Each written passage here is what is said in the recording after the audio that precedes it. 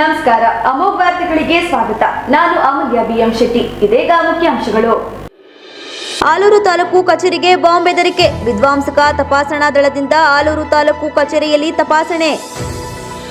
ರೈತರಿಂದಲೇ ನೇರವಾಗಿ ಮೆಕ್ಕೆಜೋಳ ಖರೀದಿ ಮಾಡಲು ಕೆಎಂಎಫ್ ಹಾಗೂ ಸರ್ಕಾರಕ್ಕೆ ಮಾಜಿ ಸಚಿವ ರೇವಣ್ಣ ಆಗ್ರಹ. ಮತ್ತು ಎನ್ಆರ್ ಸರ್ಕಲ್ನಲ್ಲಿ ಅವೈಜ್ಞಾನಿಕ ರಸ್ತೆ ವಿನ್ಯಾಸ ಹಾಗೂ ಅಸಮರ್ಪಕ ಹೊಂದಾಣಿಕೆಯಿಂದಾಗಿ ವಾಹನ ಸವಾರರು ಮತ್ತು ಪಾದಚಾರಿಗಳು ಅಪಾಯದ ಮಧ್ಯೆ ಸಂಚರಿಸುವ ಸ್ಥಿತಿ ನಿರ್ಮಾಣವಾಗಿದೆ. ನಗರಸಭೆ ಮಾಜಿ ಸದಸ್ಯ ಎಚ್ಎಂ ಸುರೇಶ್ ಕುಮಾರ್ ಹೇಳಿಕೆ. ವಾರ್ತೆಗಳ ವಿವರ. ಆಲೂರು ತಾಲೂಕು ತಹಸೀಲ್ದಾರ್ ಕಚೇರಿಗೆ 2 ಆರ್ಡಿಎಕ್ಸ್ ಬಾಂಬ್ಗಳನ್ನು ಇಡಲಾಗಿದೆ. ಸ್ಫೋಟಕ್ಕೂ ಮುನ್ನ ಸ್ಥಳಾಂತರಗೊಳಿಸಿ ಎಂದು ಇಮೇಲ್ ಮಾಡಿರುವ ಘಟನೆ ನಡೆದಿದೆ. ಆಲೂರು ತಾಲೂಕು ಕಚೇರಿಯಲ್ಲಿ ಬಾಂಬ್ ಇಟ್ಟಿರುವುದಾಗಿ ಅನಾಮಧೇಯ ವ್ಯಕ್ತಿಯಿಂದ ಇಮೇಲ್ ಬೆದರಿಕೆ ಸಂದೇಶ ಬಂದಿದ್ದು, ಈ ಕುರಿತು ತಹಸೀಲ್ದಾರ್ ಮಲ್ಲಿಕಾರ್ಜುನ್ಗೆ ಸಿಬ್ಬಂದಿ ಮಾಹಿತಿ ನೀಡಿದ್ದಾರೆ. ಕೂಡಲೇ ತಹಸೀಲ್ದಾರ್ ಮಲ್ಲಿಕಾರ್ಜುನ್ ಜಿಲ್ಲಾಧಿಕಾರಿ ಹಾಗೂ ಪೊಲೀಸರಿಗೆ ಈ ಕುರಿತು ಮಾಹಿತಿ ತಲುಪಿಸಿದ್ದಾರೆ. ಆಲೂರು ಪೊಲೀಸ್ ಠಾಣೆ ಪಕ್ಕದಲ್ಲಿಯೇ ತಾಲೂಕು ಕಚೇರಿ ಇದ್ದು, ಮಾಹಿತಿ ತಿಳಿದ ತಕ್ಷಣ ಪೊಲೀಸರು ಬಾಂಬ್ ನಿಷ್ಕ್ರಿಯ ದಳ ಹಾಗೂ ಶ್ವಾನದಳ ಸ್ಥಳಕ್ಕೆ ಆಗಮಿಸಿ ಪರಿಶೀಲನೆ ನಡೆಸಿದರು. ಡಿಸೆಂಬರ್ 15ರಂದು ಸಹ ಹಾಸನ ಜಿಲ್ಲಾಧಿಕಾರಿ ಕಚೇರಿಗೆ ಬಾಂಬ್ ಬೆದರಿಕೆ ಇಮೇಲ್ ಸಂದೇಶ ಬಂದಿತ್ತು. ಕೆಎಂಎಫ್ ಖಾಸಗಿಯವರಿಂದ ಮೆಕ್ಕೆಜೋಳ ಖರೀದಿಸುವುದನ್ನು ತಕ್ಷಣ ನಿಲ್ಲಿಸಿ ರೈತರಿಂದಲೇ ನೇರವಾಗಿ ಖರೀದಿ ಮಾಡಬೇಕು ಎಂದು ಮಾಜಿ ಸಚಿವ ಎಚ್ ರೇವಣ್ಣ ಆಗ್ರಹಿಸಿದರು. ಸುದ್ದಿಗೋಷ್ಠಿಯಲ್ಲಿ ಮಾತನಾಡಿದ ಅವರು, ಜಿಲ್ಲೆಯಲ್ಲಿ ಹಿಂದೆ ಸುಮಾರು 3 ಲಕ್ಷ ಹೆಕ್ಟೇರ್ ಪ್ರದೇಶದಲ್ಲಿ ಆಲೂಗಡ್ಡೆ ಬೆಳೆಸಲಾಗುತ್ತಿತ್ತು. ನಾನು ಕೂಡ 40 ಎಕರೆಗಳಲ್ಲಿ ಆಲೂಗಡ್ಡೆ ಬೆಳೆಯುತ್ತಿದ್ದೆ. ಆದರೆ ಮಳೆಯ ಹೆಚ್ಚಳ ಹಾಗೂ ಅಂಗಮಾರಿ ರೋಗದ ಕಾರಣ ಇಂದು ಕೇವಲ 8,000 ಹೆಕ್ಟೇರ್ಗೆ ಇಳಿದಿದೆ. ಈಗ ಜಿಲ್ಲೆಯಲ್ಲಿ 2.20 ಲಕ್ಷ ಹೆಕ್ಟೇರ್ನಲ್ಲಿ ಮೆಕ್ಕೆಜೋಳ ಬೆಳೆದರೂ ರೈತರಿಗೆ ಸರಿಯಾದ ಬೆಲೆ ಸಿಗುತ್ತಿಲ್ಲ. ಈ ಬಾರಿ ಅತಿಯಾದ ಮಳೆಯಿಂದ ಶೇಕಡ 50ರಷ್ಟು ಮೆಕ್ಕೆಜೋಳ ಬೆಳೆ ನಷ್ಟವಾಗಿದ್ದು, ರೈತರು ತೀವ್ರ ಸಂಕಷ್ಟದಲ್ಲಿದ್ದಾರೆ. ಇಂತಹ ಸಂದರ್ಭದಲ್ಲಿ ರೈತ ಪರವಾಗಿ ನಿಲ್ಲಬೇಕಾದ ಸರ್ಕಾರ ಖಾಸಗಿಯವರಿಗೆ ಲಾಭವಾಗುವಂತೆ ನಡೆದುಕೊಳ್ಳುತ್ತಿದೆ. ಕೆಎಂಎಫ್ ಖಾಸಗಿಯವರ ಬಳಿ 29,000 ಮೆಟ್ರಿಕ್ ಟನ್ ಮೆಕ್ಕೆಜೋಳ ಖರೀದಿಸಿದ್ದು, ರೈತರಿಂದ ಕೇವಲ 10,000 ಮೆಟ್ರಿಕ್ ಟನ್ ಮಾತ್ರ ಖರೀದಿಸಲು ಮುಂದಾಗಿದೆ. ನಾನು ಕೆಎಂಎಫ್ ಅಧ್ಯಕ್ಷನಾಗಿದ್ದಾಗ ಖಾಸಗಿಯವರನ್ನು ಹತ್ತಿರಕ್ಕೂ ಸುಳಿಯಲು ಬಿಡಲಿಲ್ಲ. ಖಾಸಗಿ ಪಶು ಆಹಾರ ಘಟಕಗಳನ್ನು ಮುಚ್ಚಿಸಿದ್ದೆ. ಮುಖ್ಯಮಂತ್ರಿ ಸಿದ್ದರಾಮಯ್ಯ ಅವರೇ ಸಹಕಾರಿ ಸಚಿವರಾಗಿರುವುದರಿಂದ ಕ್ವಿಂಟಾಲ್ಗೆ 2,400 ರು ದರ ನಿಗದಿ ಮಾಡಿ ರೈತರಿಂದಲೇ ಮೆಕ್ಕೆಜೋಳ ಹಾಗೂ ಪಶು ಆಹಾರಕ್ಕೆ ಅಗತ್ಯವಿರುವ ವಸ್ತುಗಳನ್ನು ನೇರವಾಗಿ ಖರೀದಿ ಮಾಡಬೇಕು ಎಂದು ಹೇಳಿದರು. ರೈತರು ಅತಿ ಹೆಚ್ಚಿನ ಮೆಕ್ಕೆಜೋಳ ಬೆಳೆದಿದ್ದಾರೆ. ಒಂದ್ ಕಡೆ ರಾಜ್ಯದಲ್ಲಿ ಅತಿ ಹೆಚ್ಚಿನ ಮೆಕ್ಕೆ ಉತ್ತರ ಕರ್ನಾಟಕ ಇರ್ಬೋದು, ನಮ್ಮ ಕಡೆ ಇರ್ಬೋದು, ಎಲ್ಲ ಕಡೆ. ಇನ್ನೊಂದು ನಮ್ಮ ಜಿಲ್ಲೆ ಈ ಹಿಂದೆ ಮೇಜರ್ ಆಗಿ ಆಲೂಗೆಡ್ಡೆ ಬೆಳೀತಾ ಇದ್ರು. ಸುಮಾರು 3 ಲಕ್ಷ ಹೆಕ್ಟೇರ್ ಆಲೂಗೆಡ್ಡೆ ಬೆಳೀತಾ ಇದ್ರು ಹಿಂದೆ. ಈ 1-2 ವರ್ಷದಿಂದ ಆಲೂಗೆಡ್ಡೆ ಸರಿಯಾಗಿ ಬಿತ್ತೆ ಬೀಜ ಸಿಗ್ತಾ ಇಲ್ಲ, ಕಾಯಿಲೆ ಇವೆಲ್ಲ ಮಣ್ಣು. ಸುಮಾರು ಇದು ನಮ್ಮಲ್ಲಿ ಆಲೂಗೆಡ್ಡೆ ಬೆಳೀತಾ ಇದ್ದಿದ್ದು ಸುಮಾರು ನನಗೆ ಗೊತ್ತಿದ್ದಂಗೆ, ನನಗೆ ತಿಳುವಳಿಕೆ ಇದ್ದಂಗೆ 50 ವರ್ಷದಿಂದ ಬೆಳೀತಾ ಇದ್ದು ನಾವು. ನಾನೇ ಆಲೂಗೆಡ್ಡೆನ ಕನಿಷ್ಠ 25 ಲೋಡ್ ಬೆಳಿವೆ. 40 ಎಕರೆ 50 ಎಕರೆ ಆಲೂಗೆಡ್ಡೆ ಹಾಕಿವೆ ನಾವು. ಆಲೂಗೆಡ್ಡೆ ಹಾಕಿ 3 ತಿಂಗಳಲ್ಲಿ ಆಲೂಗೆಡ್ಡೆ ಬರೋದು, ಆಮೇಲೆ ರಾಗಿ ಹಾಕಿಳಿವೆ. ಗೊತ್ತಾಯ್ತಾ ಸರ್? ಇವತ್ತು ರೈತರಿಗೆ ಏನಾಗಿದೆ ಅಂದ್ರೆ, ಒಂದ್ ಕಡೆ ರೈತರಿಗೆ ಮಳೆ ಹೆಚ್ಚಿಯಾಗಿ ಸಂಪೂರ್ಣ ಬೆಳೆ ಹೋಗಿರೋದು ಒಂದ್ ಕಡೆ ಇದೆ. ಗೊತ್ತಾಯ್ತಾ?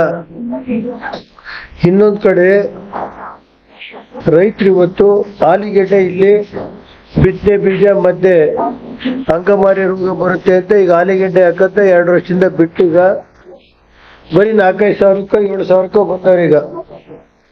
7,000 ಎಕರೆ ಬಂದವ್ರೀಗ. 3 ಲಕ್ಷ ಹೆಕ್ಟೇರ್ ನಲ್ಲಿ ಬೆಳೀತಾ ಇದ್ದಂತ ರೈತರು ಇವತ್ತು ಬರೀ 8,000ಕ್ಕೆ ಬಂದವ್ರೆ. ಈಗ ಮೆಕ್ಕೆಜೋಳ ನಮ್ಮ ಜಿಲ್ಲೆಯಲ್ಲಿ ಈಗ ಆಲೂಗೆಡ್ಡೆ ಬಿಟ್ಟ ತಕ್ಷಣ ಮೆಕ್ಕೆಜೋಳಕ್ಕೆ ಹೋದ್ರು. ಸುಮಾರು 2,40,000 ಹೆಕ್ಟೇರ್ ಪ್ರದೇಶದಲ್ಲಿ ಮೆಕ್ಕೆಜೋಳ ಬೆಳೆದಿರ್ಬೋದು. 220, 240 ಗೊತ್ತಿಲ್ಲ ನನಗೆ. ಗೊತ್ತಾಯ್ತಾ ಸರ್? ಬೆಳೆದು ಇವತ್ತು ರೈತರು ಅದರಲ್ಲೂ ಸರಿಯಾಗಿ ಬಿತ್ತನೆ ಬೀಜ ಕೊಡದಲೆ ಸುಮಾರು ಒಂದು 40% ಜೋಳ ಹೋಗೈತೆ ಬಿತ್ತನೆ ಬೀಜ ಸರಿಯಾಗಿಲ್ದಲೆ. ಇನ್ನು ಬಾಕಿ ಬೆಳೆದಿರೋದಾರು ರೈತರ ಹತ್ರ ಖರೀದಿ ಮಾಡ್ದಲ್ಲಿ ನೇರವಾಗಿ ರೈತರ ಹತ್ರ ಖರೀದಿ ಮಾಡ್ಬೋದು. ಹಿರಿಯರು ಇವತ್ತು ತಗೊಂಡೋಗ್ಬಿಟ್ಟು ಈ ಮಾರ್ವಾಡಿ ಪ್ರೈವೇಟರ್ ಕೈಲಿ ನಮ್ಮ ಹಾಸನದಲ್ಲಿ ಉದಾಹರಣೆಗೆ ರಾಜ್ಯದಲ್ಲಿ ನಾನು ಕೇಳಿದ ಅಧಿಕಾರಿಗಳನ್ನ 80,000 ಮೆಟ್ರಿಕ್ ಟನ್ ಅನ್ನ ಖಾಸಗಿಯವ್ರ ಹತ್ರ 22,000 25,000 ಖರೀದಿ ಮಾಡ್ಯಾರ. 22,000 ಹೋದ ವರ್ಷ 25,000 ಖರೀದಿ ಮಾಡಿದ್ವಿ ಅಂತಾರೆ. ಗೊತ್ತಾಯ್ತಾ ಸರ್? ಈಗ ಸರ್ಕಾರ ಇವತ್ತು ತಿಂಗಳಿಂದ 15 ದಿನ ಆಯ್ತು ಏನೋ ಗೊತ್ತಿಲ್ಲ, ಇನ್ನು 10ನೇ ತಾರೀಕಿಂದ ತಗೊಳ್ಳೋದು ಅಂತ ಏನೋ ಹೇಳಿದ್ರೆ 24,000 ಮಾಡಿದೆ. ಇಲ್ಲಿ ಹಾಸನ KMF ಅಲ್ಲಿ 80,000 ಈಗಾಗಲೇ ಪ್ರೈವೇಟ್ ಅಲ್ಲಿ ತಗೊಂಡ್ಬಿಟ್ಟವ್ರೆ. 22,000 23,000 ಲಾಸ್ಟ್ ಇಯರ್ 25. ನಾನು ಕೇಳೋದು ಇಲ್ಲೇ ರೈತರ ಹತ್ರ, ಇಲ್ಲಿ ಹಾಸನ ಡೈರಿ 500 ಮೆಟ್ರಿಕ್ ಟನ್ ಮಾಡಿರೋದು ನಾನೇ. ಇಲ್ಲಿ ಇವತ್ತು 20,000 ಟನ್ನು ಇವ್ರ ಹತ್ರ ತಗೋತಾರೆ, ಪ್ರೈವೇಟರ್ ಹತ್ರ 22,000ದಂಗೆ. ಈಗ 10,000 ಮಾತ್ರ ರೈತರ ಹತ್ರ ತಗೋತಾ ಇರೋದು ಇಲ್ಲಿ ಡೈರಿಲಿ. ನಾನಿದ್ದಾಗ ಈ ಪದಾರ್ಥಗಳನ್ನೆಲ್ಲ ನೇರವಾಗಿ ರೈತರ ಹತ್ರನೇ ಖರೀದಿ ಮಾಡಿಸ್ತಾ ಇದ್ವಿ. ಯಾವುದೇ ಖಾಸಗಿ ನನ್ನ ಹತ್ರಕ್ಕೆ ಸೇರ್ಸಿರಲಿಲ್ಲ ಆಗ. ಗೊತ್ತಾಯ್ತಾ ಸರ್? ಇವತ್ತೇನಾಯ್ತು, ಆಲ್ ಕ್ಯಾಟಲ್ ಫೀಡ್. ನಾನಿದ್ದಾಗ ಎಲ್ಲ ಕ್ಯಾಟಲ್ ಫೀಡ್ ಕಾರ್ಖಾನೆನ ಲಾಭದಾಯಕವಾಗಿ ಮಾಡಿ ಖಾಸಗಿಯರನ್ನ ಬಾಗಿಲು ಮುಚ್ಚಿದ್ದೆ. ನನ್ನ ಕಾಲದಲ್ಲಿ ಎಲ್ಲ ಖಾಸಗಿ ಪಶುಹಾರ ಕಾರ್ಖಾನೆಗಳನ್ನ ಬಾಗಿಲು ಮುಚ್ಚಿದ್ದೆ ಅವತ್ತು. ಇವತ್ತೇನೈತೆ, ಖಾಸಗಿಯರ ಜೊತೆ ಸೇರ್ಕೊಂಡು ಇವತ್ತು 20,000 ಟನ್ ಅವ್ರ ಹತ್ರ ತಗೋತಾರೆ, ರೈತರ ಹತ್ರ 10,000 ಟನ್. ಮುಂಚೆನೆ ಏನ್ ಮಾಡ್ತಾ ಇದ್ರು, ಲಾಸ್ಟ್ ಇಯರ್ 25,000 ತಗೊಂಡವ್ರೆ. ರೈತರು ಏನೈತೆ, ನಾನು ಕಳೆದ 1.5 ತಿಂಗಳಿಂದಲೂ ಹೇಳಿದ್ದೀನಿ, 1.5 ತಿಂಗಳಿಂದ ಮಾಡಿದ್ದೆ, ಪ್ರೆಸ್ ಮಾಡಿದ್ದೀನಲ್ವಾ ಸರ್? ಯಾರು ರೈತರು ಕೇಳೋರಿಲ್ವಲ್ರಿ? ಮತ್ತೆ ಹಂಗಾರೆ 5 ಎಕರೆ ಜಮೀನು ಅವ್ನು ಇಟ್ಕೊಂಡು 2 ಎಕರೆ ಇಟ್ಕೊಂಡ್ಬಿಟ್ಟು ಒಂದು ಪಾಡಿಗೆ 5 ಕ್ವಿಂಟಾಲ್ ತಗೊಳ್ರಿ, 10 ಕ್ವಿಂಟಾಲ್ 20 ಕ್ವಿಂಟಾಲ್ ಅವರಿಗೆ ಅಂತ ಮೊನ್ನೆ ಹೇಳಿವ್ರೆ. 22,000 ಅವ್ರ ಹತ್ರ ತಗೊಳ್ಳೋದು, ರೈತರ ಹತ್ರ ತಗೊಳ್ಳಿ. 80,000 ಮೆಟ್ರಿಕ್ ಟನ್ ಅವ್ರ ಹತ್ರ ತಗೊಳ್ಳೋದು, ರೈತರ ಹತ್ರ ತಗೊಳಕ್ಕೆ ನಿಮಗೆ ಕಾಯಿಲೆ. ಆಮೇಲೆ ಖರೀದಿ ಏನೈತೆ, 1,600 ರೂಪಾಯಿ 1,500 ರೂಪಾಯಿ ತಗೊಂಡ್ಬಿಟ್ರು 1.5 ತಿಂಗಳು ಮುಂಚೆ. ಈಗ 2,400 ಕಿಲ್ ಆಗ್ತಾವ್ರೆ. ಇವತ್ತು ಸ್ಟಾಕ್ ಇರೋದನ್ನ 2,600 ಕಿಲ್. ಅದು ಯಾರು ನಿಜವಾದ ರೈತರಿಗೆ ಸಿಗ್ತಾ ಇಲ್ಲ, ಯಾರು ಕೇಳೋರಿಲ್ಲ ಹೇಳೋರಿಲ್ಲ. ಹಾಸನ ನಗರದ ನ್ಯೂ ಬಸ್ ಟರ್ಮಿನಲ್ನಿಂದ ಎನ್ಆರ್ ಸರ್ಕಲ್ ಸಂಪರ್ಕ ಕಲ್ಪಿಸುವ ರೈಲು ಮೇಲ್ಸೇತುವೆ ನಿರ್ಮಾಣದ ಬಳಿಕ ಎನ್ಆರ್ ಸರ್ಕಲ್ ಪ್ರದೇಶದಲ್ಲಿ ತೀವ್ರ ಸಂಚಾರ ದಟ್ಟಣೆ ಹಾಗೂ ರಸ್ತೆ ಸುರಕ್ಷತಾ ಸಮಸ್ಯೆಗಳು ದಿನೇ ದಿನ ಹೆಚ್ಚುತ್ತಿವೆ. ಅವೈಜ್ಞಾನಿಕ ರಸ್ತೆ ವಿನ್ಯಾಸ ಹಾಗೂ ಅಸಮರ್ಪಕ ಹೊಂದಾಣಿಕೆಯಿಂದಾಗಿ ವಾಹನ ಸವಾರರು ಮತ್ತು ಪಾದಾಚಾರಿಗಳು ನಿರಂತರ ಅಪಾಯದ ಮಧ್ಯೆ ಸಂಚರಿಸುವ ಸ್ಥಿತಿ ನಿರ್ಮಾಣವಾಗಿದ್ದು, ತಕ್ಷಣ ಸರಿಪಡಿಸಬೇಕು ಎಂದು ನಗರಸಭೆ ಮಾಜಿ ಸದಸ್ಯ HM ಸುರೇಶ್ ಕುಮಾರ್ ಹೇಳಿದರು. ಪತ್ರಿಕಾಗೋಷ್ಠಿಯಲ್ಲಿ ಮಾತನಾಡಿ, ROB ಇಳಿಜಾರಿನ ತುದಿ ಮತ್ತು ಸಮೀಪದಲ್ಲಿರುವ ಸಂಚಾರ ಸಿಗ್ನಲ್ ನಡುವಿನ ಅಂತರ ಅತ್ಯಂತ ಕಡಿಮೆಯಾಗಿದ್ದು, ಮೇಲೆತ್ತುವೆಯಿಂದ ಇಳಿಯುವ ವಾಹನಗಳು ಏಕಾಏಕಿ ಬ್ರೇಕ್ ಹಾಕಬೇಕಾದ ಪರಿಸ್ಥಿತಿ ಎದುರಿಸುತ್ತಿದೆ. ಸಮರ್ಪಕ ಬಂಪರ್ ಜಾಗದ ಕೊರತೆ, ಸಿಗ್ನಲ್ ದೃಶ್ಯತೆ ಸಮಸ್ಯೆ, ಮುನ್ನೆಚ್ಚರಿಕೆ ಸೂಚನಾ ಫಲಕಗಳ ಅಭಾವ ಮತ್ತು ಅವೈಜ್ಞಾನಿಕ ಸಂಗಮ ವಿನ್ಯಾಸದಿಂದಾಗಿ ಇಲ್ಲಿ ನಿತ್ಯವೂ ಸಂಚಾರ ಜಾಮ್ ಉಂಟಾಗುತ್ತಿದೆ. ಈ ಪರಿಸ್ಥಿತಿಯಿಂದ ಹಿಂಬದಿ ಡಿಕ್ಕಿ ಅಪಘಾತಗಳ ಅಪಾಯ ಹೆಚ್ಚಾಗಿದ್ದು, ತುರ್ತು ಸೇವಾ ವಾಹನಗಳು ಸಂಚಾರ ದಟ್ಟಣೆಯಲ್ಲಿ ಸಿಲುಕುವಂತಹ ಸಂದರ್ಭಗಳು ಉಂಟಾಗುತ್ತಿವೆ. ಜೊತೆಗೆ ಎನ್ಆರ್ ಸರ್ಕಲ್ ಸುತ್ತಲಿನ ಬ್ಯಾಂಕ್ಗಳು, ವ್ಯಾಪಾರಿಕ ಸಂಕೀರ್ಣಗಳು ಮತ್ತು ಪಾದಚಾರಿ ಸಂಚಾರ ಹೆಚ್ಚಿರುವ ಪ್ರದೇಶಗಳಲ್ಲಿ ಸಾರ್ವಜನಿಕರ ಜೀವಕ್ಕೂ ಅಪಾಯ ಎದುರಾಗಿದೆ. ಇದಲ್ಲದೆ ಎನ್ಆರ್ ಸರ್ಕಲ್ನಲ್ಲಿ ಸೇವಾ ರಸ್ತೆ ಮತ್ತು ಮುಖ್ಯ ರಸ್ತೆಗಳ ಸಂಗಮವು ಸರಿಯಾದ ರೀತಿಯಲ್ಲಿ ಹೊಂದಾಣಿಕೆಯಾಗಿಲ್ಲ ಎಂಬ ಆರೋಪಗಳು ಕೇಳಿ ಬರುತ್ತವೆ. ಸಂಗಮದ ಬಳಿ ನಿರ್ಮಿಸಲಾಗಿರುವ ಟೋವಾಲ್ ಅಗತ್ಯಕ್ಕಿಂತ ಬಹಳ ಮುಂದಕ್ಕೆ ನಿರ್ಮಾಣಗೊಂಡಿರುವುದರಿಂದ ರಸ್ತೆ ಅಗಲ ಏಕಾಏಕಿ ಕುಗ್ಗುತ್ತಿದೆ. ಇದರಿಂದ ವಾಹನ ಸವಾರರು ತಕ್ಷಣದ ಹಾಗೂ ಅಪಾಯಕಾರಿ ತಿರುವುಗಳು ಮತ್ತು ಲೇನ್ ಬದಲಾವಣೆ ಮಾಡಲು ಅಪಘಾತ ಸಂಭವಿಸುವ ಸಾಧ್ಯತೆ ದಿನೇ ದಿನೇ ಹೆಚ್ಚುತ್ತಿದೆ. ರಸ್ತೆ ಸುರಕ್ಷತಾ ತಜ್ಞರ ಪ್ರಕಾರ ಭಾರತೀಯ ರಸ್ತೆ ಕಾಂಗ್ರೆಸ್ ಮಾರ್ಗಸೂಚಿಗಳಂತೆ ನಗರ ರಸ್ತೆಯಲ್ಲಿ 50-60 ಕಿಲೋಮೀಟರ್ ವೇಗಕ್ಕೆ ಕನಿಷ್ಠ 60ರಿಂದ 90 ಮೀಟರ್ ನಿಲ್ಲುವ ದೃಶ್ಯ ದೂರ ಕಡ್ಡಾಯವಾಗಿದೆ. ಜೊತೆಗೆ ಸಿಗ್ನಲ್ ಬಳಿ ವಾಹನ ಸಾಲು ನಿಲ್ಲಿಸಲು ಸಮರ್ಪಕ ಜಾಗ ಒದಗಿಸಬೇಕು. ಹೆಚ್ಚಿನ ಸಂಚಾರವಿರುವ ನಗರ ಜಂಕ್ಷನ್ಗಳಲ್ಲಿ ಸಾಮಾನ್ಯವಾಗಿ 150ರಿಂದ 200 ಮೀಟರ್ ವರೆಗೆ ವಾಹನ ಸಾಲಿಗೆ ಜಾಗ ಇರಬೇಕು. ಆದರೆ ಎನ್ಆರ್ ಸರ್ಕಲ್ನಲ್ಲಿ ಈ ನಿಯಮಗಳು ಸಮರ್ಪಕವಾಗಿ ಪಾಲನೆಯಾಗುತ್ತಿಲ್ಲ ಎಂಬುದು ಸ್ಪಷ್ಟವಾಗಿದೆ. ಸ್ಥಳೀಯ ನಾಗರಿಕರು ಹಾಗೂ ವಾಹನ ಸವಾರರು ಅವೈಜ್ಞಾನಿಕ ವಿನ್ಯಾಸದಿಂದಾಗಿ ಪ್ರತಿದಿನ ಅಪಾಯದ ಮಧ್ಯೆ ಸಂಚರಿಸಬೇಕಾಗಿದೆ. ಯಾವುದೇ ದೊಡ್ಡ ಅಪಘಾತ ನಡೆಯುವ ಮುನ್ನವೇ ಸಂಬಂಧಪಟ್ಟ ಅಧಿಕಾರಿಗಳು ಎಚ್ಚೆತ್ತುಕೊಂಡು ಕ್ರಮ ಕೈಗೊಳ್ಳಬೇಕು ಎಂದು ಹೇಳಿದರು. ಏನು ಫ್ಲೈಓವರ್ ಇದೆ ತಾವು ಎಲ್ಲ ಗಮನಿಸಿದ್ದೀರಿ. ಆ ಫ್ಲೈಓವರಿನ ಏನು ಅಪ್ರೋಚ್ ಆಗಬೇಕು, ಮೇಲೆ ರೈಲ್ವೆ ಬ್ರಿಡ್ಜಿಂದ ಬಂದು ಸರ್ಕಲ್ಗೆ ಅಪ್ರೋಚ್ ಆಗಬೇಕು. ಆ ಜಾಗ ಬಂದಾಗ ಆ ಸರ್ಕಲ್ ಜಾಗಕ್ಕೆ ಬಂದಡಿಕೆ ಭಾಳ ಕಿರಿದಾಗಿದೆ. ಪ್ಲಸ್ ಸೀದಾ ಅಪ್ರೋಚ್ ಬಂದು ಸರ್ಕಲ್ಗೆ ಬಂದು ನಿಲ್ತಾ ಇದೆ. ವೆಹಿಕಲಿನ ದಟ್ಟಣೆ ತಮ್ಮೆಲ್ಲರಿಗೂ ಗೊತ್ತಿರೋ ಹಾಗೆ ಭಾಳ ಹೆಚ್ಚಾಗಿರೋದ್ರಿಂದ ಅಲ್ಲಿ ಸಿಗ್ನಲ್ ಪಾಯಿಂಟಲ್ಲಿ ನಮಗೆ ಕೊಡೋ 30 ಸೆಕೆಂಡ್ಸ್ ಮಾತ್ರ ಕೊಡ್ತಾರೆ. ಸಿಗ್ನಲ್ ಬೀಳ್ತಾ ಇರೋದು 30 ಸೆಕೆಂಡ್ ಇರುತ್ತೆ. ಯಾವಾಗ ವೆಹಿಕಲ್ಗಳು ಅತಿ ಹೆಚ್ಚು ಆ ಸಿಗ್ನಲ್ ಜಾಗಕ್ಕೆ ಬರುತ್ತೆ, ಅದ್ರ ಜೊತೆಗೆ ಪಕ್ಕದಲ್ಲಿ ಇರ್ತಕ್ಕಂಥ ಸರ್ವಿಸ್ ರೋಡು ಭಾಳ ಕಿರಿದಾಗಿದೆ, 5 ಮೀಟರ್ಸ್. ಅವೆರಡನ್ನೂ ಪಾರ್ಟಿಷನ್ ಮಾಡೋಕ್ಕೋಸ್ಕರ ಒಂದು ಡಿವೈಡರ್ನ ತಾವು ಗಮನಿಸ್ಬೋದು, ಒಂದು ಡಿವೈಡರ್ ರಿಟೈನಿಂಗ್ ವಾಲ್ನ ಹಾಕಿದ್ದಾರೆ. ಈ ಅಪ್ರೋಚ್ ಜಾಗದಲ್ಲಿ ತುಂಬ ಕಿರಿದಾಗಿದ್ದು ಸರ್ವಿಸ್ ರೋಡಿನ ಜನಕ್ಕೆ ಭಾಳ ಅನಾನುಕೂಲ ಆಗಿದೆ. ಆ ಭಾಗದಲ್ಲಿ ಸರ್ವಿಸ್ ರೋಡಲ್ಲಿ ಒಳಗಡೆ ಹೋಗೋದಕ್ಕೆ ಪ್ಲಸ್ ಅಲ್ಲಿಂದ ಎಕ್ಸಿಟ್ ಆಗೋದಕ್ಕೆ ತುಂಬ ಅನಾನುಕೂಲ ಆಗುತ್ತೆ. ಅದೇ ರೀತಿ ಏನು ನಾವು ಫ್ಲೈಓವರಿಂದ ಬರ್ತೀವಿ, ನಮಗೆ ಬೀಳೋ 30 ಸೆಕೆಂಡ್ಸಲ್ಲಿ ಸರ್ವಿಸ್ ರೋಡಿಂದ ಓಡಾಡೋ ಅಂಥ ಜನ ಬಲಭಾಗಕ್ಕೆ ಹೋಗಬೇಕು DC ಆಫೀಸ್ಗೆ ಅಂದಾಗ ಅವ್ರು ಬಂದು ಅಡ್ಡಕ್ಕೆ ಬಂದು ನಿಂತ್ಕೊಂಡಿರ್ತಾರೆ. ಈ ಬಸ್ ಸ್ಟ್ಯಾಂಡ್ಗೆ ಹೋಗೋದಾಗಲಿ ಎಡಭಾಗ ಸುಭಾಷ್ ಸ್ಕ್ವೇರ್ ಕಡೆ ಹೋಗೋದಕ್ಕಾಗಲಿ ಇರೋ 30 ಸೆಕೆಂಡ್ಸಲ್ಲಿ ಯಾರು ಒಂದು ಅಡ್ಡ ಹೋಯ್ತು ಅಂದ್ರೂ ತೀರಾ ಆಕ್ಸಿಡೆಂಟ್ ಆಗೋದು, ಟಚ್ ಆಗೋದು ದಿನ ಅದು ಕಾಮನ್ ಆಗೋಗಿದೆ.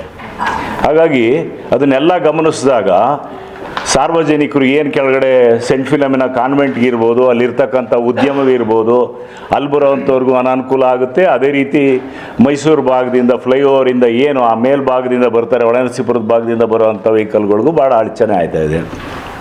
ನಮ್ಮ ಮನವಿ ರೈಲ್ವೆ ಇಲಾಖೆಗೆ ಅಲ್ಲಿರೋರೆಲ್ಲ ಹೋಗಿ ಒಂದು ರೈಲ್ವೆ ಇಲಾಖೆಗೆ ಮನವಿ ಕೊಟ್ಟಿದ್ದು, ಅದೇ ರೀತಿ MP ಅವ್ರಿಗೆ ಮನವಿ ಕೊಟ್ಟಿದ್ದು, ಸ್ಥಳೀಯ ಶಾಸಕರಿಗೆ ಮನವಿ ಕೊಟ್ಟಿದ್ದು. ಅವರೆಲ್ಲ ರೈಲ್ವೆ ಇಲಾಖೆಗೆ ಅವ್ರ ಲೆಟರ್ ಕೂಡ ಕೊಟ್ಟಿದ್ದರು, ಇದ್ರ ಬಗ್ಗೆ ಏನಾರೋ ಒಂದು ಕ್ರಮ ವಹಿಸಿ ಅಂತೇಳಿ. ರೈಲ್ವೆ ಇಲಾಖೆಯ ಮುಖ್ಯಸ್ಥರು ಎಕ್ಸಿಕ್ಯೂಟಿವ್ ಇಂಜಿನಿಯರು PWD ಎಕ್ಸಿಕ್ಯೂಟಿವ್ ಇಂಜಿನಿಯರ್ಗೆ ಮತ್ತು ನಗರಸಭಾ ಕಮಿಷನರ್ಗೆ ಜಂಟಿ ಸಮೀಕ್ಷೆಗೆ ಅಂತೇಳಿ ಎಲ್ಲರಿಗೂ ಲೆಟ್ರ್ ಹಾಕಿದ್ರು. ಇದುವರೆಗೂ ಸುಮಾರು 1-1.5 ತಿಂಗಳಾಗಿದೆ, 2 ತಿಂಗಳಾಯ್ತಾ ಬಂತು, ಇದುವರೆಗೂ ಜಂಟಿ ಸರ್ವೆ ಮಾಡ್ತಾ ಇಲ್ಲ. ಫ್ಲೈಓವರ್ ಮಾಡಿರೋವಂಥದ್ದು ತುಂಬ ಒಳ್ಳೆಯದು, ಅದು ಮಾಡಲಾಗಿ ಇವತ್ತು ಭಾಳ ಅನುಕೂಲ ಆಗಿದೆ. ನಮ್ಮ ಮನವಿ ಅದೇ ರೀತಿ ಮಾಡಿರೋಂಥ ಪಾದಚಾರಿಗಳಿಗೆ ನೀವು ಯಾರು ಆ ಸರ್ಕಲಲ್ಲಿ ಪಾಸ್ ಆಗಬೇಕು ಅಂತಂದ್ರೆ ಸಿಗ್ನಲ್ ಬಿಟ್ಟು ಟೈಪಲ್ಲಿ 1-2 ಜನ ಅಡ್ಡ ಹೋದ್ರು ಒಂದು 10-15 ಸೆಕೆಂಡು ಸಿಗಲ್ಲ ಸಿಗ್ನಲ್ ಪಾಸ್ ಆಗೋಕ್ಕೆ. ಹಾಗಾಗಿ ನಮ್ಮ ಮನವಿ ಇಷ್ಟೇ, ನೀವು ಜಂಟಿ ಸರ್ವೆ ಮಾಡಿ ಅಲ್ಲಿ ಜನರ ಅಭಿಪ್ರಾಯ ಅಲ್ಲಿ ಸೂಕ್ಷ್ಮವಾಗಿ ನೀವು ಗಮನಿಸಿ. ಏನು ನೀವು ಡಿವೈಡರ್ ಮಾಡಿದ್ದೀರಾ, ಏನು ಲ್ಯಾಂಡಿಂಗ್ ಮಾಡಿದ್ದೀರಿ ಫ್ಲೈಓವರಿಂದ ಬಂದಿರೋದ, ಕನಿಷ್ಠ ಪಕ್ಷ ಒಂದು 50 ಮೀಟ್ರ್ ಹಿಂದಕ್ಕೆ ಹೋಗ್ಬೋದಾ, ಏನು ಮಾಡಿದ್ರೆ ಸರಿ ಆಗ್ಬೋದು. ನೀವೇ ಅದನ್ನು ಎಲ್ಲ technically railway department PWD department ಗೊತ್ತಿರೋದ್ರಿಂದ ಆ್ಯಸ್ ಪರ್ ರೂಲ್ ಒಂದು ಸರ್ಕಲಲ್ಲಿ ಯಾವ ಥರ ಇರಬೇಕು. ಪದಚಾರಿಗಳಿಗೆ ಅಲ್ಲೊಂದು ಝೀಬ್ರಾ ಕ್ರಾಸಿಂಗ್ ಇಲ್ಲ, ಆ ಕಡೆಯಿಂದ ಈ ಕಡೆ ದಾಟೋದಕ್ಕೆ. ಪೊಲೀಸ್ ಸ್ಟೇಷನ್ ಕಡೆಯಿಂದ ಹಿಡಿದು NR ಸರ್ಕಲ್ ಈ ಕಡೆ ದಾಟಬೇಕು ಅಂತಾಗ ಸಿಗ್ನಲ್ ಬಿದ್ದಿರುತ್ತೆ, ಮಧ್ಯದಲ್ಲಿ ಪಾಸ್ ಆಗ್ತಾ ಇರ್ತಾರೆ. ಅಟ್ಲೀಸ್ಟ್ ಆ ಕಡೆ ಈ ಕಡೆ ಒಂದು ಸಿಗ್ನಲ್ ಲೈಟ್ ಪದಚಾರಿಗಳಿಗೆ ದಾಟೋದಕ್ಕೆ ಗ್ರೀನ್ ಸಿಗ್ನಲ್ ಇರೋಂಥ ಪದಚಾರಿಗಳನ್ನು ಅದನ್ನು ಹಾಕಬೇಕು. ಝೀಬ್ರಾ ಕ್ರಾಸಿಂಗ್ ಅವ್ರಿಗೆ ದಾಟೋದಕ್ಕೆ ಹಾಕಬೇಕು.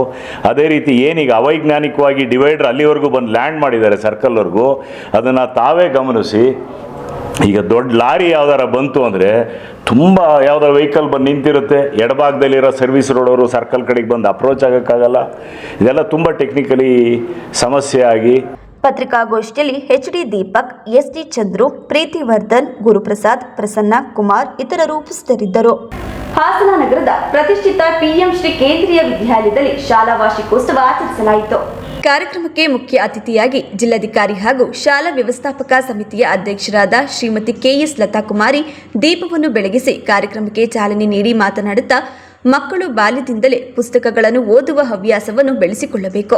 ಪಂಚತಂತ್ರ, ಚಂದಮಾಮ, ನೈತಿಕ ಮೌಲ್ಯವನ್ನು ಬೆಳಗಿಸುವ ಹಾಗೂ ಜ್ಞಾನ ವಿಜ್ಞಾನದ ಪುಸ್ತಕಗಳ ಅರಿವಿನಿಂದ ಜ್ಞಾನ ಸಂಪಾದಿಸಬೇಕು.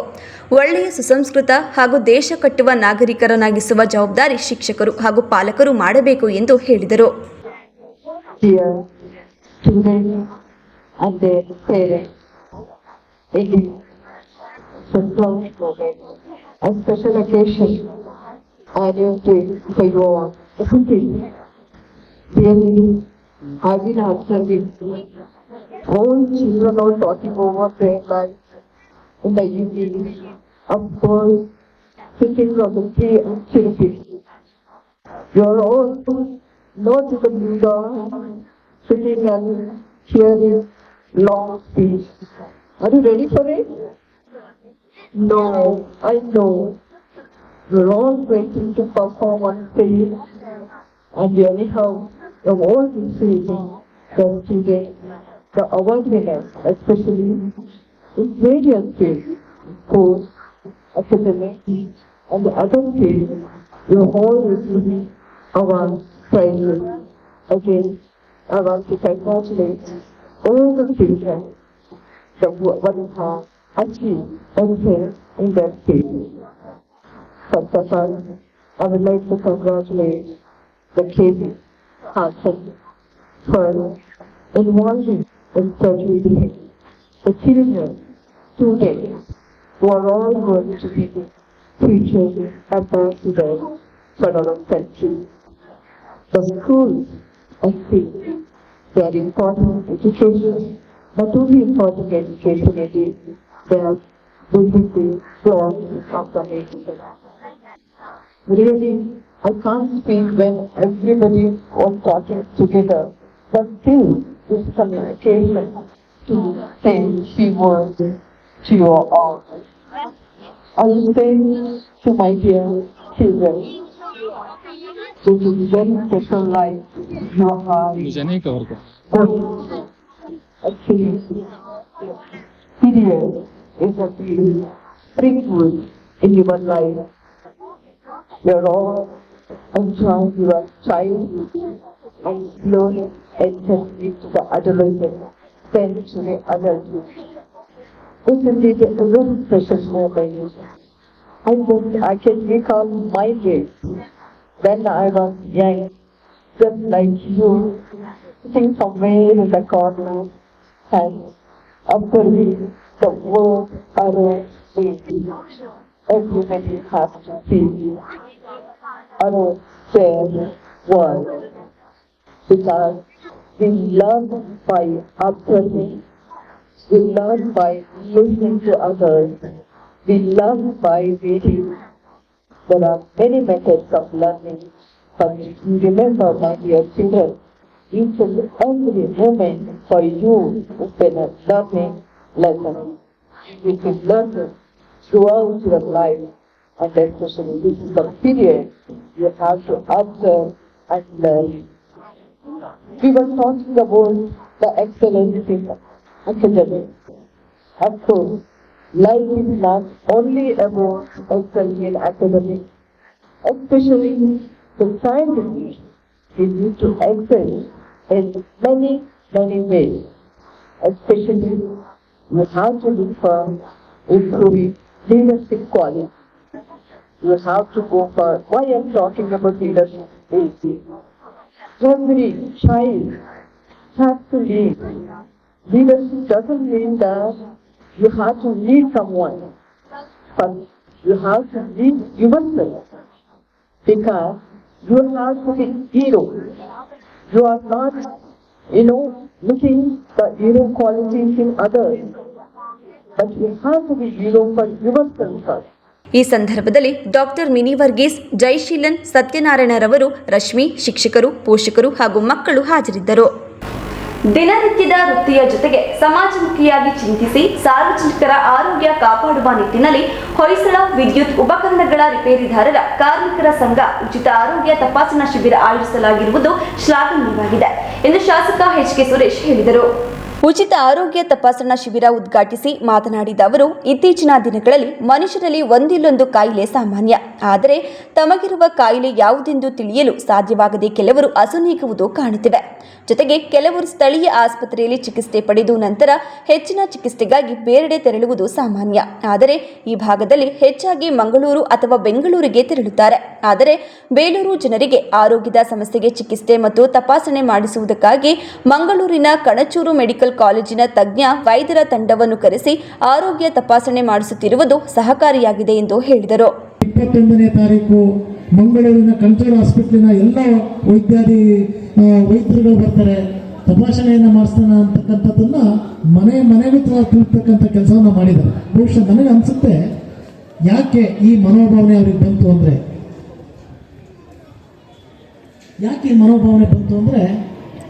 ಇವತ್ತು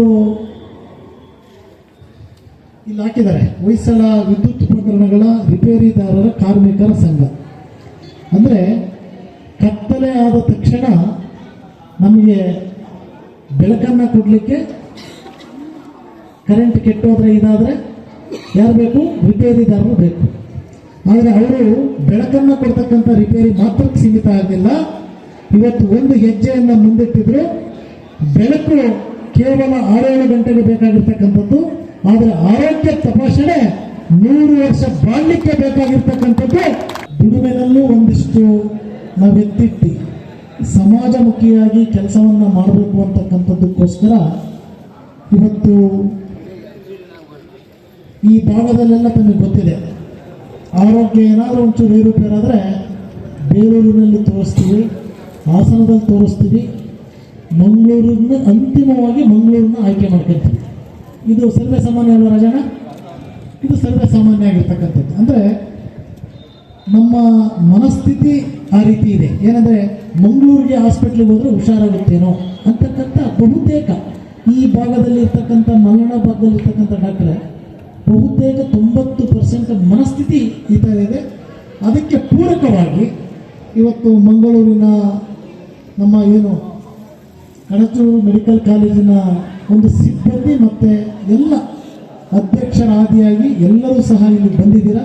ನಿಮಗೆ ಮತ್ತೊಮ್ಮೆ ಅವಾಗ ಅಧ್ಯಕ್ಷರಿಗೆ ಮಾತ್ರ ಅಭಿನಂದನೆ ಹೇಳಿದ್ದೆ, ತಮ್ಮೆಲ್ಲರಿಗೂ ಸಹ ನಾನು ಅಭಿನಂದನೆಯನ್ನು ಸಲ್ಲಿಸ್ತೇನೆ. ಈ ಸಂದರ್ಭದಲ್ಲಿ ಮಂಗಳೂರು ಕಣಚೂರು ಮೆಡಿಕಲ್ ಕಾಲೇಜಿನ ಅಧ್ಯಕ್ಷ ಡಾಕ್ಟರ್ ಹಾಜಿ ಯುಕೆ ಮೋನು, ಪುರಸಭೆ ಅಧ್ಯಕ್ಷೆ ಉಷಾ ಸತೀಶ್, ಕಣಚೂರು ಮೆಡಿಕಲ್ ಕಾಲೇಜು ವೈದ್ಯರಾದ doctor Shrikanth Hegde, doctor Anjan Kumar, Shantala education society ಅಧ್ಯಕ್ಷ ಭಗವಾನ್, ಕಸಾಪ ಅಧ್ಯಕ್ಷ ಮಂಜೇಗೌಡ, ಗೌರವ ಕಾರ್ಯದರ್ಶಿ ಶಿವರಾಜ್, ಕಾವೇರಿ ಕ್ಲಿನಿಕ್ ವೈದ್ಯ ಡಾಕ್ಟರ್ ಚಂದ್ರಮೌಳಿ, ಲಯನ್ಸ್ ಕ್ಲಬ್ ಅಧ್ಯಕ್ಷೆ ತಾರಾಮಣಿ, ಹೊಯ್ಸಳ ವಿದ್ಯುತ್ ಉಪಕರಣಗಳ ರಿಪೇರಿದಾರರ ಕಾರ್ಮಿಕರ ಸಂಘದ ಅಧ್ಯಕ್ಷ ಕೇಬಲ್ ವಿಜಯಕುಮಾರ್, ಗೌರವಾಧ್ಯಕ್ಷರಾದ ನಜೀರುದ್ದೀನ್ ಶಹಜಾನ್, ಅಚ್ಯುತರಾವ್, ಪ್ರಧಾನ ಕಾರ್ಯದರ್ಶಿ ಸಮೀರ್, ಉಪಾಧ್ಯಕ್ಷ ಬಾಬುರಾವ್, ಅನಿಲ್, ಸುಧೇಂದ್ರ ಸೇರಿದಂತೆ ಇತರರು ಉಪಸ್ಥಿತರಿದ್ದರು.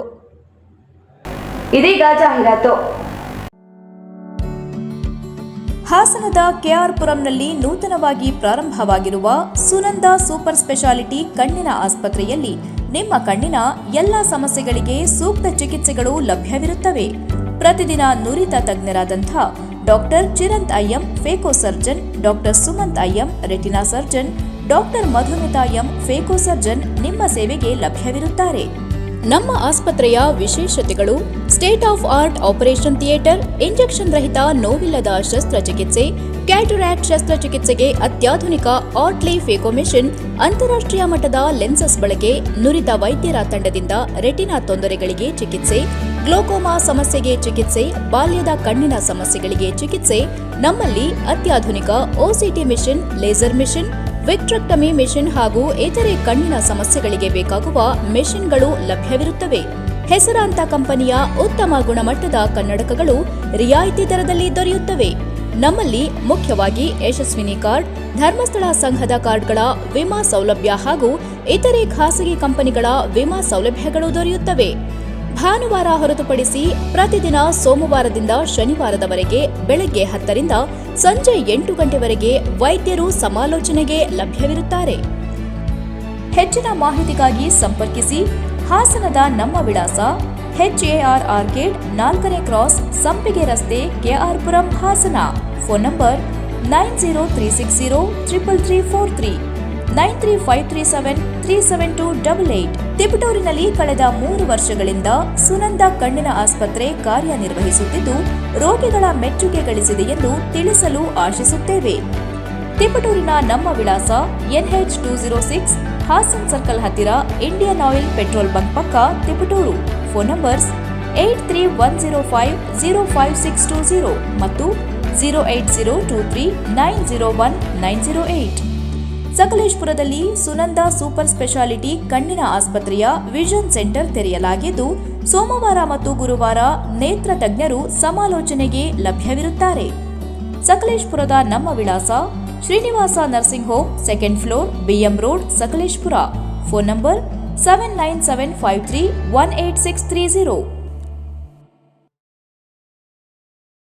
Damro Christmas and New Year sale is back with fabulous offers. Celebrate the season of joy with our exclusive living room and office furniture collections.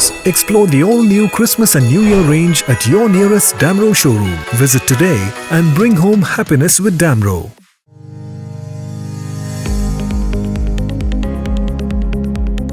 Karnataka ರಾಜ್ಯದ ನಗರ ಸ್ಥಳೀಯ ಪ್ರದೇಶದ ಸಾರ್ವಜನಿಕರಿಗೆ ತಮ್ಮ ಆಸ್ತಿಗಳ ಖಾತಾ ಪಡೆಯಲು ಸುವರ್ಣಾವಕಾಶ.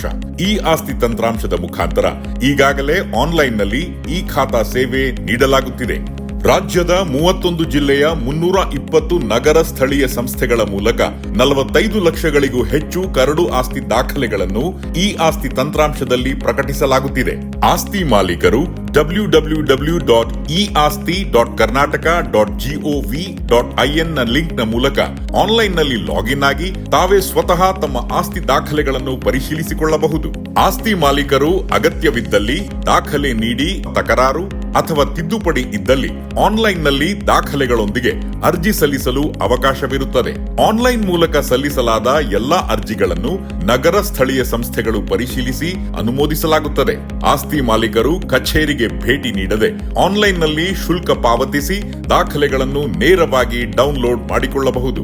ಆಧಾರ್, KYC, ಕಾವೇರಿ ಮತ್ತು ಎಸ್ಕಾಂ ತಂತ್ರಾಂಶಗಳೊಂದಿಗೆ ಆಸ್ತಿ ತಂತ್ರಾಂಶವನ್ನು ಸಂಯೋಜಿಸಿ ಅಭಿವೃದ್ಧಿಪಡಿಸಲಾಗಿದ್ದು ಆಸ್ತಿ ದಾಖಲೆಗಳ ಅಧಿಕೃತ ಮಾಹಿತಿಯೊಂದಿಗೆ ತಾಳೆ ಮಾಡಿ ನೈಜತೆ ದೃಢೀಕರಿಸಿ ಖಾತಾ ನೀಡಲಾಗುತ್ತಿದೆ.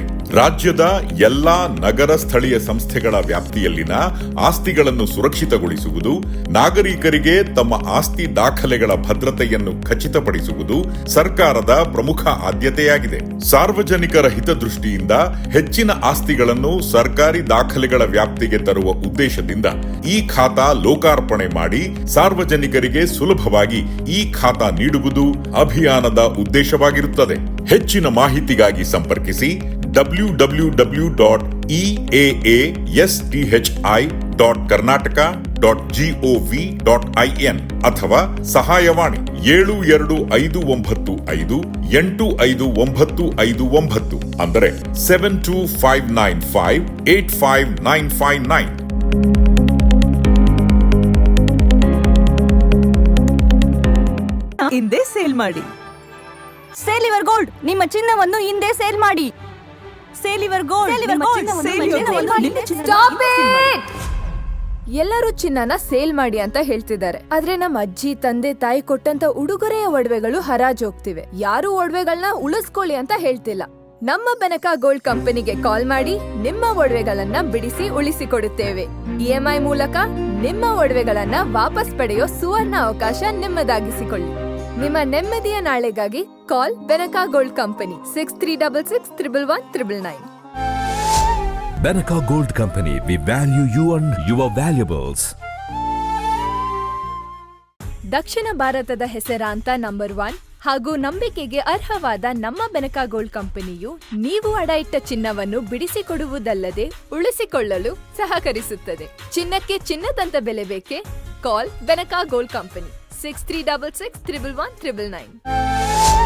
Benaka Gold Company, we value you and your valuables.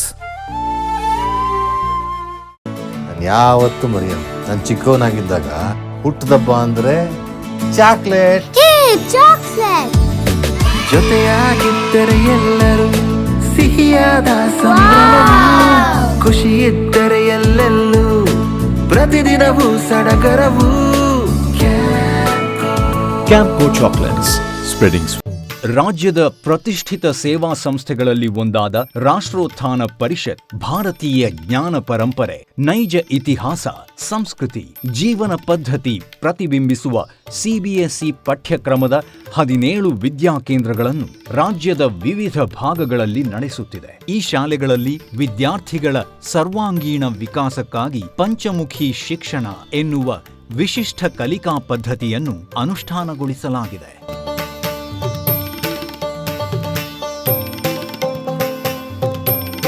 ಹಾಸನದಲ್ಲಿ ಕಾರ್ಯನಿರ್ವಹಿಸುತ್ತಿರುವ ರಾಷ್ಟ್ರೋತ್ಥಾನ ವಿದ್ಯಾಕೇಂದ್ರವು ಗುಣಮಟ್ಟದ ಶಿಕ್ಷಣವನ್ನು ವಿದ್ಯಾರ್ಥಿಗಳಿಗೆ ಖಾತರಿಪಡಿಸುತ್ತದೆ. ಬನ್ನಿ, ನಿಮ್ಮ ಮಗುವನ್ನು ಹಾಸನದ ರಾಷ್ಟ್ರೋತ್ಥಾನ ವಿದ್ಯಾಕೇಂದ್ರದಲ್ಲಿ ನೋಂದಾಯಿಸಿ ಭಾರತೀಯತೆಯ ಸ್ಪರ್ಶದೊಂದಿಗೆ ಗುಣಮಟ್ಟದ ಶಿಕ್ಷಣವನ್ನು ಪಡೆಯುವ ಅವಕಾಶವನ್ನು ನಿಮ್ಮ ಮಗುವಿಗೆ ಕಲ್ಪಿಸಿ. ನೋಂದಣಿ ಪ್ರಕ್ರಿಯೆ ಪ್ರಾರಂಭವಾಗಿದೆ. ಗೋಮತಿ ಕಲ್ಯಾಣ ಮಂಟಪ 14 ವಸಂತಗಳನ್ನು ಪೂರೈಸಿ 15ನೇ ವರ್ಷಕ್ಕೆ ಪಾದಾರ್ಪಣೆ ಮಾಡುತ್ತಿರುವ ನಮ್ಮ ಗೋಮತಿ ಕಲ್ಯಾಣ ಮಂಟಪವನ್ನ ಹೊಚ್ಚ ಹೊಸ ರೂಪದಲ್ಲಿ ನಿಮ್ಮ ಮುಂದೆ ಪ್ರಸ್ತುತಪಡಿಸುತ್ತಿದ್ದೇವೆ.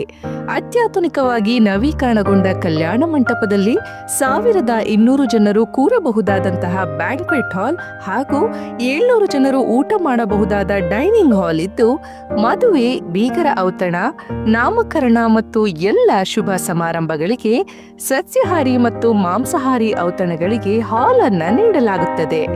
4 ಎಕರೆಗೂ ಅಧಿಕ ಜಾಗದಲ್ಲಿ ವಾಹನಗಳಿಗೆ ಉತ್ತಮವಾದ ಪಾರ್ಕಿಂಗ್ ವ್ಯವಸ್ಥೆ ಸಹ ಲಭ್ಯವಿದೆ. ನಿಮ್ಮ ಕುಟುಂಬದ ಸುಂದರ ಕಾರ್ಯಕ್ರಮಗಳನ್ನ ಅತ್ಯುತ್ತಮ ಕ್ಷಣಗಳನ್ನಾಗಿ ಮಾರ್ಪಾಡಾಗಿಸಲು ಒಂದು ಒಳ್ಳೆಯ ಜಾಗ, ಅದುವೇ ನಮ್ಮ ಗೋಮತಿ ಕಲ್ಯಾಣ ಮಂಟಪ. ಗೋಮತಿ ಕಲ್ಯಾಣ ಮಂಟಪ, ಕೋಟ್ ಹೊಸ ಬಸ್ ನಿಲ್ದಾಣದ ಹತ್ತಿರ, ಚನ್ನಪಟ್ಟಣ ಬಡಾವಣೆ, ಹೊಳೆನರಸೀಪುರ ರಸ್ತೆ, ಹಾಸನ. ಬುಕಿಂಗ್ ಹಾಗೂ ಹೆಚ್ಚಿನ ಮಾಹಿತಿಗಾಗಿ ಸಂಪರ್ಕಿಸಿ 9484827261 ಮತ್ತು 8970568666. ಮತ್ತೊಮ್ಮೆ ಅಮೋಘ ವಾರ್ತೆಗಳಿಗೆ ಸ್ವಾಗತ. ಬೇಲೂರು ತಾಲೂಕು ಕಚೇರಿಯಲ್ಲಿ ಸಾರ್ವಜನಿಕರ ಕುಂದುಕೊರತೆ ಹಾಗೂ ಸಾರ್ವಜನಿಕರ ಅಹವಾಲು ಸ್ವೀಕರಿಸಲು ತಹಸೀಲ್ದಾರ್ ಅವರ ಅಧ್ಯಕ್ಷತೆಯಲ್ಲಿ ತಾಲೂಕು ಮಟ್ಟದ ಅಧಿಕಾರಿಗಳ ಜನಸಂಪರ್ಕ ಸಭೆಯನ್ನು ನಡೆಸಲಾಯಿತು. ಈ ವೇಳೆ ಮಾತನಾಡಿದ ತಹಸೀಲ್ದಾರ್ ಶ್ರೀಧರ್ ಕಂಗನವಾಡಿ, ಕಂದಾಯ ಇಲಾಖೆ ಸೇರಿದಂತೆ ತಾಲೂಕಿನ ಸಮಸ್ಯೆಗಳ ಬಗ್ಗೆ ಹಾಗೂ ವಿವಿಧ ಇಲಾಖೆ ಸಮಸ್ಯೆಗಳು ಯಾವುದೇ ಇದ್ದರೂ ಅದನ್ನು ನಮಗೆ ನೇರವಾಗಿ ತಿಳಿಸಬಹುದು. ಅಲ್ಲದೆ ಈ ಜನಸಂಪರ್ಕ ಸಭೆಯನ್ನು ಸಾರ್ವಜನಿಕರ ಉಪಯೋಗಕ್ಕಾಗಿ ಆಯೋಜನೆ ಮಾಡಿದ್ದು, ಇದರ ಸದುಪಯೋಗ ಪಡೆದುಕೊಳ್ಳಬೇಕು. ಅತಿ ಶೀಘ್ರದಲ್ಲಿ ಪೊಲೀಸ್ ಇಲಾಖೆ, ಕಂದಾಯ ಇಲಾಖೆ ಹಾಗೂ ಸಂಬಂಧಿಸಿದ ಇಲಾಖೆ ನೇತೃತ್ವದಲ್ಲಿ ಗಾಂಜಾ ವಿರೋಧಿ ಅಭಿಯಾನ ಬಗ್ಗೆ ಜಾಥಾ ನಡೆಸಲಾಗುತ್ತದೆ. ಅಲ್ಲದೆ ಇದರಲ್ಲಿ ಸಾರ್ವಜನಿಕರ ಪಾತ್ರ ಅತಿ ಮುಖ್ಯವಾಗಿದ್ದು, ಇಂತಹ ಮಾದಕ ವಸ್ತುಗಳನ್ನು ಮಾರಾಟ ಮಾಡುವುದಾಗಲಿ ಸುಳಿವು ಸಿಕ್ಕಿದರೆ ನಮಗೆ ಮಾಹಿತಿ ನೀಡುವಂತೆ ತಿಳಿಸಿದಲ್ಲದೆ, ಬೈಕ್ ವೇಲಿಂಗ್ ಹಾಗೂ ಅತಿವೇಗ ಚಾಲನೆ ಮಾಡುವುದು ಕಂಡು ಬಂದರೆ ಅಂತಹ ವಾಹನಗಳನ್ನು ಜಪ್ತಿ ಮಾಡಲು ಪೊಲೀಸ್ ಇಲಾಖೆಗೆ ಸೂಚಿಸಿದರು. ಅಬಕಾರಿ ಇಲಾಖೆಯವರು ಯಾವ ಅಂಗಡಿಗಳಲ್ಲಿ ಲೋಪದೋಷ ಇದೆ ಅವುಗಳ ಬಗ್ಗೆ ಮುಲಾಜಿಲ್ಲದೆ ಕ್ರಮ ಜರುಗಿಸಲು ಸೂಚಿಸಿದರು.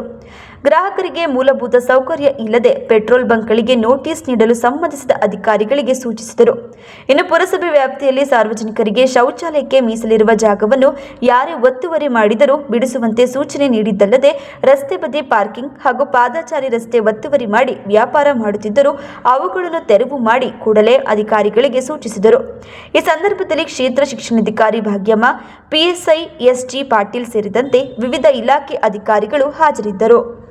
ಜೋಡಿಗುಬ್ಬೆ ವಿಪ್ರವೃಂದ ನಡೆಸುತ್ತಿರುವ ಸಾಮಾಜಿಕ ಕಾರ್ಯಗಳು ಅನುಕರಣೀಯವಾಗಿದ್ದು ಇತರರಿಗೆ ಮಾದರಿಯಾಗಿದೆ ಎಂದು ಆರೋಗ್ಯ ಸಚಿವರ ವಿಶೇಷ ಕರ್ತವ್ಯಾಧಿಕಾರಿ ಡಾಕ್ಟರ್ ಎವಿ ಪ್ರಸನ್ನ ಮೆಚ್ಚುಗೆ ವ್ಯಕ್ತಪಡಿಸಿದರು. ಬೆಂಗಳೂರು ಬೊಂಬೂರು ಕಮ್ಮೆ ಸೇವಾ ಸಮಿತಿ ಸಭಾಂಗಣದಲ್ಲಿ ಭಾನುವಾರ ನಡೆದ ಜೋಡಿಗುಬ್ಬೆ ವಿಪ್ರವೃಂದದ 13ನೇ ವಾರ್ಷಿಕ ಸಮ್ಮೇಳನದಲ್ಲಿ ಭಾಗವಹಿಸಿ ಅವರು ಮಾತನಾಡಿ, ಹಾಸನ ಜಿಲ್ಲೆಯ ಕುಗ್ರಾಮವೊಂದರ ಜನರು ಬೆಂಗಳೂರಿನಲ್ಲಿ ಸಂಘಟಿತರಾಗಿ ಸಮುದಾಯ ಹಾಗೂ ಗ್ರಾಮದ ಒಳಿತಿಗಾಗಿ ಸೇವಾ ಕಾರ್ಯಗಳನ್ನು ಕೈಗೊಳ್ಳುವ ಜೊತೆಗೆ ವರ್ಷಕ್ಕೊಮ್ಮೆ ಸಮಾವೇಶ ಆಯೋಜಿಸಿ ಸಮುದಾಯದ ಎಲ್ಲರೂ ಒಗ್ಗೂಡುವಂತೆ ಮಾಡುತ್ತಿರುವುದಲ್ಲದೆ ಸಾಧಕರನ್ನು ಗುರುತಿಸಿ ಸಮಾಜಕ್ಕೆ ಪರಿಚಯಿಸುತ್ತಿರುವ ಕಾರ್ಯ ಶ್ಲಾಘನೀಯ ಎಂದು ಹೇಳಿದರು. ಈ ಸಂದರ್ಭದಲ್ಲಿ ಹೆಚ್ಚಿನ ಅಂಕ ಪಡೆದ ವಿದ್ಯಾರ್ಥಿಗಳಿಗೆ ಪ್ರತಿಭಾ ಪುರಸ್ಕಾರ, ವಿದ್ಯಾರ್ಥಿ ವೇತನ ವಿತರಣೆ, ವಿವಿಧ ಕ್ಷೇತ್ರದ ಸಾಧಕರು, ಹಿರಿಯ ದಂಪತಿಗಳನ್ನು ಸನ್ಮಾನಿಸಲಾಯಿತು. ಇದೇ ವೇಳೆ ಜಿಎನ್ ರಾಮಚಂದ್ರ, ಗಮಕ ವಿದ್ವಾಂಸೆ ನಿರ್ಮಲಾ ಪ್ರಸನ್ನ, ನರಸಿಂಹಯ್ಯ, ಶ್ಯಾಮಸುಂದರ್, ರಾಜೇಶ್ವರಿ, ನಾಗು ಪ್ರವೀಣ್, ಸುರೇಶ್ ಜಮದಗ್ನಿ, ವೆಂಕಟ ಸುಬ್ಬಯ್ಯ, ಎವಿ ನಾಗೇಶ್ ಉಪಸ್ಥಿತರಿದ್ದರು. ಕೊನೆಯಲ್ಲಿ ಮತ್ತೊಮ್ಮೆ ಮುಖ್ಯಾಂಶಗಳು. ಆಲೂರು ತಾಲೂಕು ಕಚೇರಿಗೆ ಬಾಂಬ್ ಬೆದರಿಕೆ. ವಿಧ್ವಂಸಕ ತಪಾಸಣಾ ದಳದಿಂದ ಆಲೂರು ತಾಲೂಕು ಕಚೇರಿಯಲ್ಲಿ ತಪಾಸಣೆ. ರೈತರಿಂದಲೇ ನೇರವಾಗಿ ಮೆಕ್ಕೆಜೋಳ ಖರೀದಿ ಮಾಡಲು ಕೆಎಂಎಫ್ ಹಾಗೂ ಸರ್ಕಾರಕ್ಕೆ ಮಾಜಿ ಸಚಿವ ರೇವಣ್ಣ ಆಗ್ರಹ. ಮತ್ತು ಎನ್ಆರ್ ಸರ್ಕಲ್ನಲ್ಲಿ ಅವೈಜ್ಞಾನಿಕ ರಸ್ತೆ ವಿನ್ಯಾಸ ಹಾಗೂ ಅಸಮರ್ಪಕ ಹೊಂದಾಣಿಕೆಯಿಂದಾಗಿ ವಾಹನ ಸವಾರರು ಮತ್ತು ಪಾದಚಾರಿಗಳು ಅಪಾಯದ ಮಧ್ಯೆ ಸಂಚರಿಸುವ ಸ್ಥಿತಿ ನಿರ್ಮಾಣವಾಗಿದೆ. ನಗರಸಭೆ ಮಾಜಿ ಸದಸ್ಯ ಎಚ್ಎಂ ಸುರೇಶ್ ಕುಮಾರ್ ಹೇಳಿಕೆ. ಮುಂದಿನ ವಾರ್ತಾ ಸಂಚಿಕೆಯೊಂದಿಗೆ ಮತ್ತೆ ಭೇಟಿಯಾಗೋಣ. ವಂದನೆಗಳು.